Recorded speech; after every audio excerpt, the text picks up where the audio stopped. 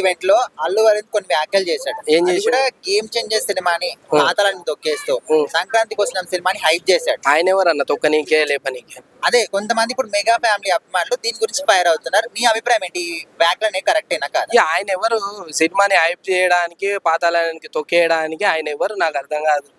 ఏదో ఆయన ఆయన ఏమన్నా అన్నాడా? పాతాళానికి తొక్కేయడం ఈ సినిమాని, హైప్ లేపడం ఆ సినిమాని, అవన్నీ ఏముండవు.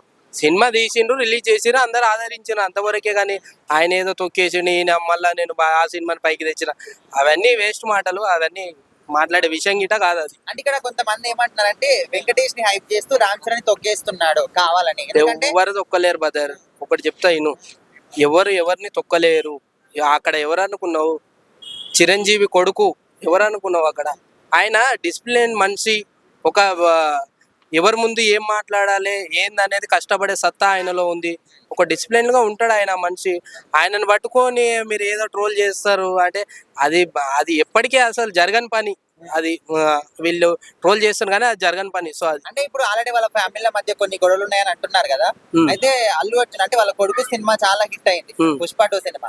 సో ఆ విధంగా వీళ్ళు వేలెత్తి చూపించడానికి ఇట్లా అంటున్నాడేమని కూడా కొంతమంది అంటున్నారు. రామ్ చరణ్ అని దాటేసి ఎదిగినోడు ఎవడు లేడు. సో అది చెప్పదలుచుకుంటున్నా. ఎందుకంటే ఆయన కష్టపడే సత్తా, ఆయన డిసిప్లిన్, ఆయన ఉండే తీరు కానీ ఆయనను మించినోడు ఎవరు లేరని నా ఉద్దేశం. సో అది మరి అంత మంచి సినిమాని ఎందుకు ఇట్లా నెగిటివ్ చేస్తున్నారు అనుకుంటున్నారు? ఏ సినిమా అన్న?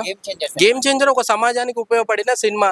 ఎన్నికల్లోకి రూపాయి లేకుండా ఎట్లా వెళ్ళాలి, ప్రజలని ఎట్లా చూసుకోవాలి ఏందనేది మంచి సినిమా అది. ఈ యూత్ కి బుర్రకి ఎక్కుతలేదు. ఏంటంటే ఎర్రచందనం ఎట్లా దొంగతనం చేయాలి, ఎట్లా నరక రావాలి, ఏడ నరక రావాలి, ఇదే ఆ దొంగతనాలు చేయడానికి సినిమా సమాజానికి ఏం మెసేజ్ ఇస్తుంది ఈ సినిమా నాకు అర్థం కాదు.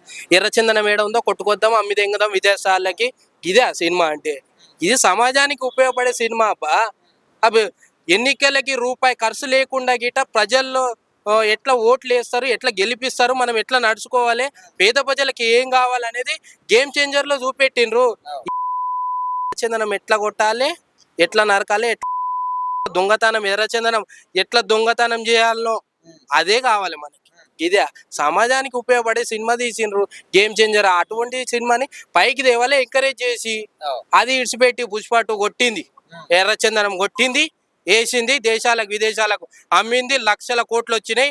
రేపు దొంగతనానికి, ఎర్రచందనం దొంగతనానికి బయలుతుండ్రు ప్రజలంతా, దేశం అంతా అంట. ఇదే కావాల్సింది. నాకు అర్థం కాదు. అంటే యూత్ ఖరాబ్ కావడానికి ఇట్లాంటి మెయిన్ రీజన్ ఇదే కదా, ఈ సినిమాలే కదా. ఇటువంటి బాగు సమాజానికి ఉపయోగపడే సినిమాలు కావాలి.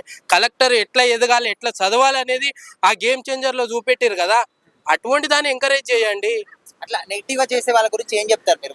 వాళ్ళ గురించి ఏం చెప్తారు? వాళ్ళు ఒకటి మా హీరో ఇంత, మీ హీరో ఇంత అని కొంతమంది అంటారు. నాకు ఆ హీరో సినిమా నచ్చింది, అది కాదు. సమాజానికి ఉపయోగపడే సినిమా నా గురించి ఉంది, కలెక్టరు ఎట్లా ఎదుగుతుండు అనేది సమాజానికి మెసేజ్ ఇచ్చిండు. ఇటువంటి సినిమాని ఎంకరేజ్ చేసి పైకి తీసుకురావాలి. అటువంటి సినిమాని ఫ్లాప్ చేశారు వీళ్ళు.